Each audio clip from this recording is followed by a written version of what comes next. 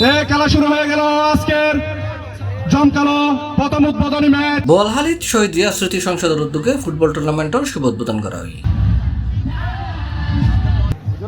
জানুয়ারি 26 তারিখ রবিবার রাতে উপজেলার পৌরসভার 2 নম্বর ওয়ার্ডত হযরত মুন্দার আউলিয়া সংলগ্ন মাঠত দক্ষিণ জেলা যুবদলের সহ দপ্তর সম্পাদক এম.এন. করিমের সভাপতিত্বে টুর্নামেন্টের উদ্বোধক আছিল মোহাম্মদ সরোয়ার আলম ভুট্টো। এটা প্রধান অতিথি আছিল দক্ষিণ জেলা কৃষক দলের সাবেক সিনিয়র সদস্য মোহাম্মদ খালেদ। প্রধান বক্তা আছিল পৌরসভা যুবদল নেতা মঈনুদ্দিন জনি। আজ এখান থেকে হয়তো আপনারা খেলার মাধ্যমে জাতীয় পর্যায়ে আপনারা যেতে পারেন, তাই সকলেই সুন্দরভাবে খেলা উপহার দিবেন।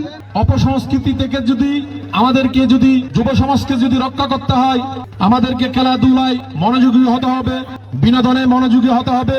যুব সমাজ যে আজকে নৈতিক চরিত্র অবক্ষয়ের পথে, এখান থেকে আমাদেরকে আরো অধিক সংস্কৃতি মানা, ক্রীড়া মানা হতে হবে।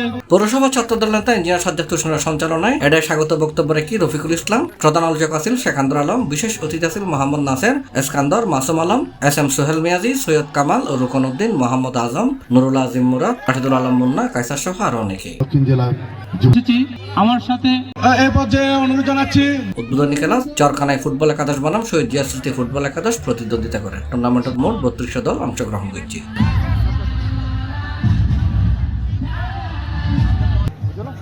C+ TV, Chittagong.